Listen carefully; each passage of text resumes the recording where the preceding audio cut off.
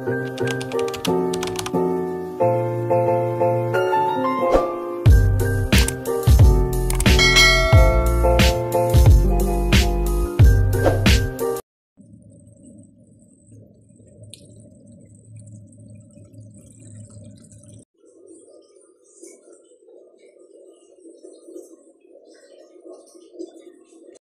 guys! Welcome to my vlog. Today guys ay magluluto ako ng atay with broccoli. Ito yung aming ulam for lunch guys.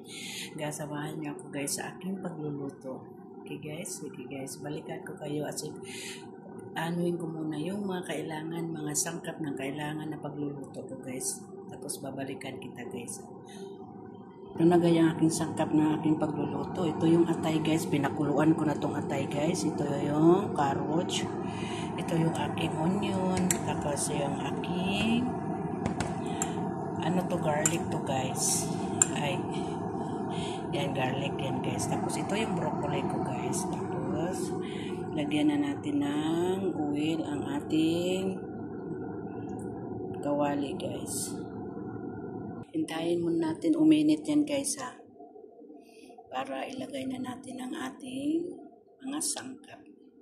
Painitin muna natin guys ang ating kawali guys. Para may mga tapos sa ating sangkap. Ito ang ating ulam for today, for my lunch. Babalikan ko tayo guys kasi hindi pa mainit yung ating kawali. Maano pa.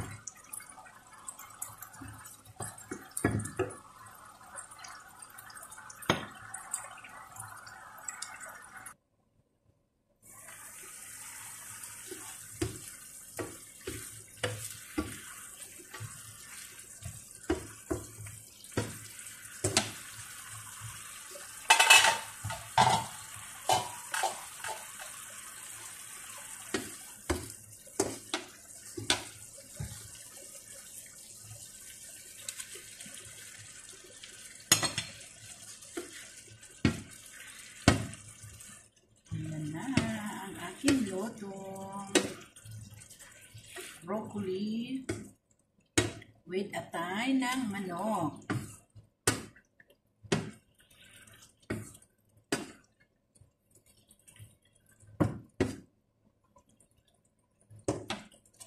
Lagyan natin konti ng ano guys, kasi parang kulang pa.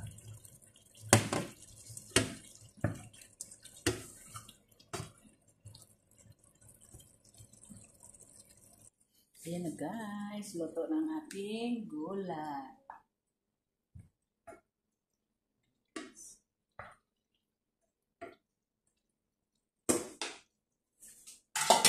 Takpan muna natin guys.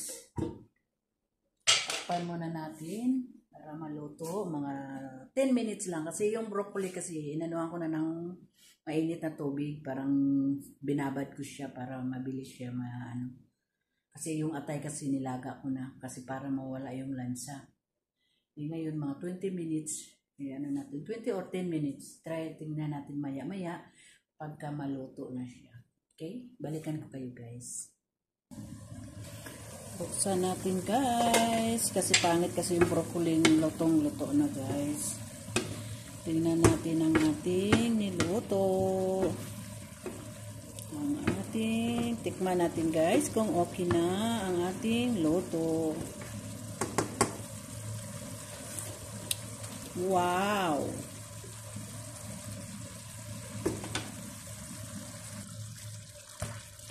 Ayan na guys, luto na ang ating recipe for today guys. Pwede nang kainin guys.